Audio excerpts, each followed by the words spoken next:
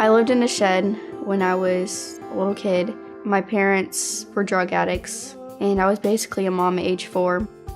On Valentine's Day, when I was about 8, people from the state came and took us out of the house without telling us what was going on, and we couldn't take any of our stuff. We sat at the KVC office for a couple hours, and then they took us to Atchison for our first foster care home. They didn't really treat us like family there. They gave us all these rules that was only for foster kids and not for their kids. They would feed us the same dinner every night, but when the state came, they would act different. They would act like we were their family. My CASA kiddo had been in a home where his mother, who was not married to his father, was a drug user. And she was on drugs when she was pregnant with him. Both of the girls were meth babies. He was an adopted child, and he'd had some violent episodes with his father. They had been removed from the home. They spent 1 week in foster care, and then their aunt agreed to take them. However, it was very stressful for her. She has children of her own.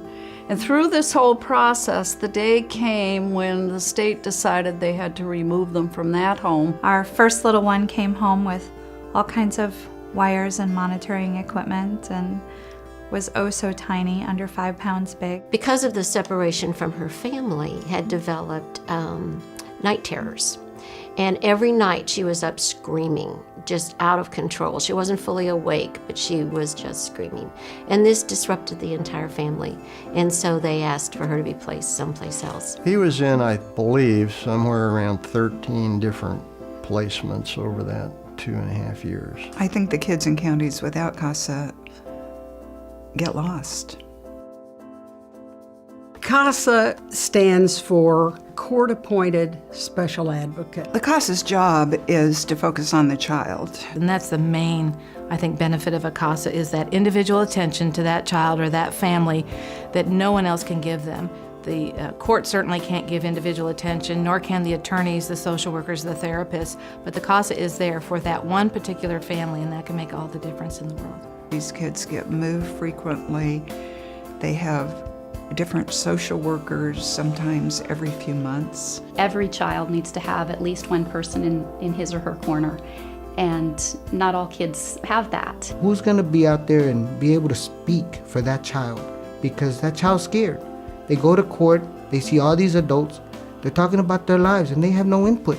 Who is going to speak for them? And as a CASA volunteer, you're the one that gets to go find out what's going on in their lives. How are they being taken care of? How are they being treated at home? How are they being treated at the foster home? It was the one thread throughout the entire process that had a consistent message of advocacy for the child. Well, the instant rewards are the smiles on their faces. The long-term rewards are knowing that you've made a difference in that child's life. Our kids need heroes. They need somebody to go to bat for them, no matter what anybody else is saying or thinking or recommending, or that's not how we do it, it's not by the books. There are so many good people out there, and to show a child what a caring adult looks like. Volunteers are the heart of CASA, and CASA would not exist without the caring individuals who serve as advocates for children. But unfortunately, what we're experiencing right now is such a shortage of CASA volunteers. We need more caring individuals from the community to step up and be a champion for a child. If I could tell my CASA one thing today, it would be that I love her and I'm grateful for her, and I don't know what I would do without her.